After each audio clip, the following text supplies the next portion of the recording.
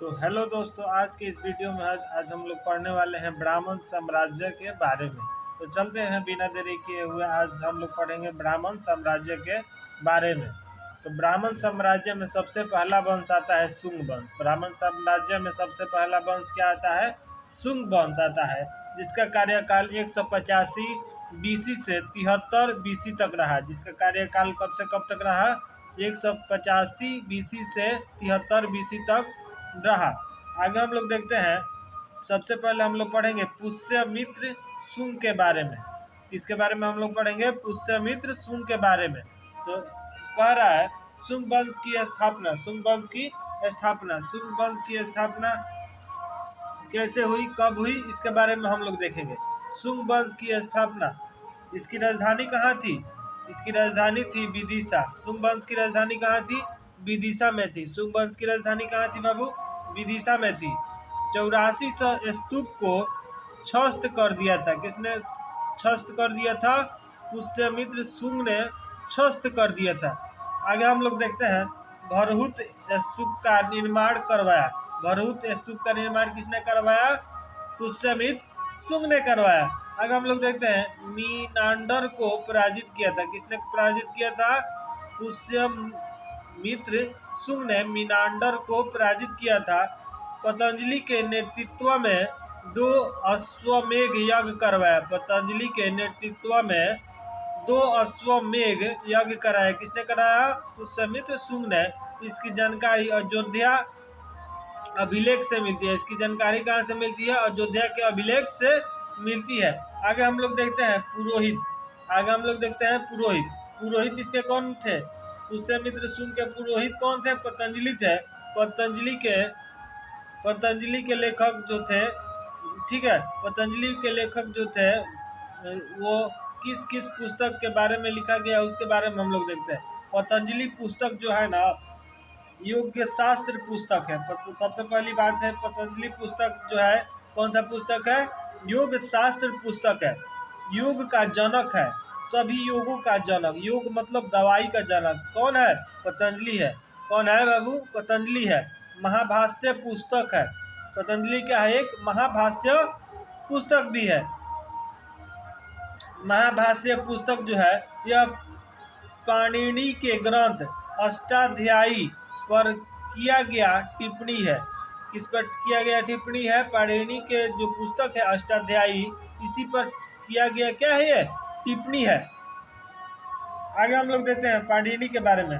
पाणिनि के जो लेखक थे अष्टाध्यायी थे। कौन थे? अष्टाध्यायी थे। पाणिनि के लेखक कौन थे? अष्टाध्यायी थे। ये जो है व्याकरण के जनक भी कहलाते हैं। क्वेश्चन आता है, व्याकरण के जनक कौन कहलाते हैं? पाणिनि कहलाते हैं। कौन कहलाते हैं व्याकरण के जनक? पाणिनि कहलाते हैं। अष्टाध्यायी जो पुस्तक है, इस पुस्तक पर पतंजलि ने टिप्पणी की है। इस पुस्तक पर किसने टिप्पणी किया था? पतंजलि ने टिप्पणी किया था। विदर्भ में चल रहे उत्तराधिकारी के युद्ध का लाभ उठाकर पुष्यमित्र शुंग ने अग्निमित्र के नेतृत्व में सेना भेजा, जिसमें अग्निमित्र विजय हुआ। इसकी जानकारी कालिदास की रचना मालविका निगम से मिलती है। यवन, ठीक है, देखते हैं हम लोग यवन के बारे में। किसके बारे में हम लोग देखते हैं? यवन के बारे में देखते हैं। यह विदेशी राजदूत हेलियोडेटस, जिसके गुरु थे गुरुध्वज अभिलेख। गुरुध्वज अभिलेख कहाँ पे पढ़ता है? अभी MP में पढ़ता है। आगे हम लोग देखते हैं, कालिदास की पुस्तक मालविकिमित्रम में अग्निमित्र एवं मालविका का प्रेम प्रसंग की चर्चा है। किसकी चर्चा है? प्रेम प्रसंग की चर्चा है। आगे हम लोग देखते हैं देवभूति के बारे में। इस वंश के 10वें एवं अंतिम शासक कौन थे? देवभूति थे। इसके आगे हम लोग देखते हैं, इसकी हत्या उन्हीं के मंत्री। किसकी हत्या? देवभूति की हत्या इन्हीं के मंत्री किसने? वासुदेव ने कर दी, और इसके स्थान पर कौरव वंश की स्थापना हुई। इसके स्थान पर किसकी स्थापना हुई? कौरव वंश की स्थापना हुई। ठीक है, तो बिना देरी किए हुए हम लोग देखते हैं नेक्स्ट पेज के बारे में। उसके बाद आता है एक कौरव वंश। उसके बाद कौन सा वंश आता है? पुष्यमित्र वंश के बाद कौन सा वंश के बारे में हम लोग को पढ़ना है? कौरव वंश के बारे में पढ़ना है, जिसका कार्यकाल जो है 73 BC से 30 BC तक रहा। जिसका कार्यकाल कब से कब तक रहा बाबू? 73 BC से 30 BC तक रहा। तो आता है सबसे पहले वासुदेव के बारे में हम लोग पढ़ते हैं। इस वंश के संस्थापक कौन थे? वासुदेव थे। तो क्वेश्चन आता है कौरव वंश के संस्थापक कौन थे बाबू? वासुदेव थे। कौरव वंश के संस्थापक कौन थे? वासुदेव थे। कौरव वंश की राजधानी कहाँ थी? पाटलिपुत्र थी। कौरव वंश की राजधानी कहाँ थी? पाटलिपुत्र थी। भूमिपुत्र, नारायण और सुशर्मा के बारे में भी हम लोग को पढ़ना है। इस वंश का अयोग्य शासक, देखते हैं हम लोग इसके बारे में, सुशर्मा के बारे में। इस वंश का अयोग्य शासक कौन था? सुशर्मा था। किस वंश का? कौरव वंश का। कौरव वंश का जो था अयोग्य शासक कौन था? सुशर्मा था, जिसकी हत्या उसके मंत्री सिमुक ने 30 BC में कर दी थी। जिसकी हत्या 30 BC में इसी के मंत्री जो थे सिमुक ने कर दी थी, और इसके स्थान पर सातवाहन वंश की स्थापना हुई। ठीक है, अब आगे हम लोग देखते हैं सातवाहन वंश के बारे में। तो सातवाहन वंश का फिर यहाँ पे क्या हुआ? उदय हुआ। कौरव वंश के बाद किस वंश का उदय हुआ? सातवाहन वंश का उदय हुआ। किस वंश का उदय हुआ? सातवाहन वंश का उदय हुआ। ठीक है, सुशर्मा की हत्या कौरव वंश में उन्हीं के मंत्री जो थे सिमुक, जो आंध्र का राजा थे। आंध्र आप वर्तमान बोले तो आंध्र प्रदेश के क्या थे? वो राजा थे। उन्हीं की हत्या सिमुक ने सुशर्मा की क्या कर दी? हत्या कर दी। और इस प्रकार एक नए वंश का क्या हुआ? उदय हुआ। ठीक है, जिस वंश को हम लोग बोलते हैं सातवाहन वंश। जिस वंश को हम लोग क्या बोलते हैं? सातवाहन वंश। देखते हैं सातवाहन वंश के बारे में। सातवाहन वंश का कार्यकाल 30 BC से 250 AD तक रहा। कब से कब तक रहा? 30 BC से 250 AD तक रहा। जो सिमुक इन्हीं का मंत्री था, कौरव वंश का मंत्री था सिमुक, जिसने सुशर्मा की हत्या की थी। ठीक है, अब हम लोग देखते हैं सिमुक के बारे में। तो सिमुक अब क्या हो गया? यहाँ पे राजा हो गया। ठीक है ना, सातवाहन वंश का क्या हो गया? राजा हो गया। और सातवाहन वंश का स्थापना किसने की थी?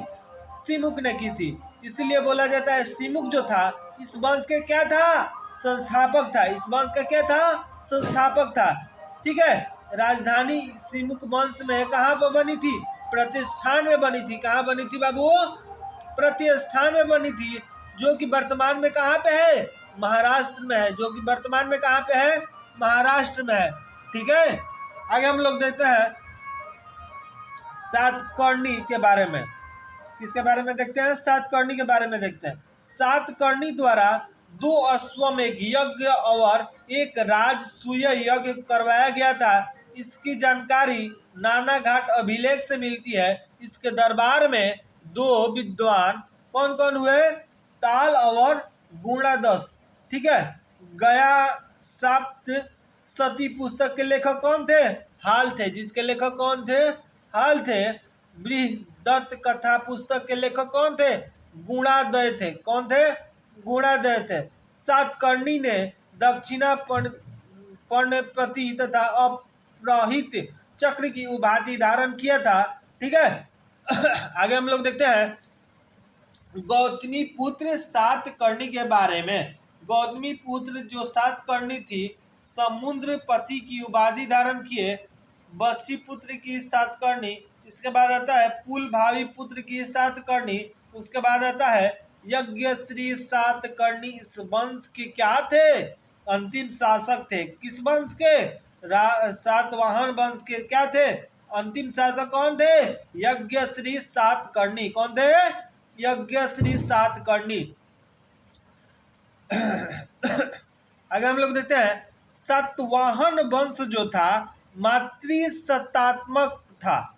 ठीक है, सातवाहन वंश में मातृसत्तात्मक था। इसमें मातृसत्तात्मक को क्या किया गया है? विशेष जोड़ दिया गया है। ठीक है, सातवाहन वंश के अन्य नाम जो था ना, आंध्र सातवाहन। आंध्र सातवाहन, इसकी जानकारी मत्स्य पुराण से मिलती है। इसकी जानकारी कहाँ से मिलती है बाबू?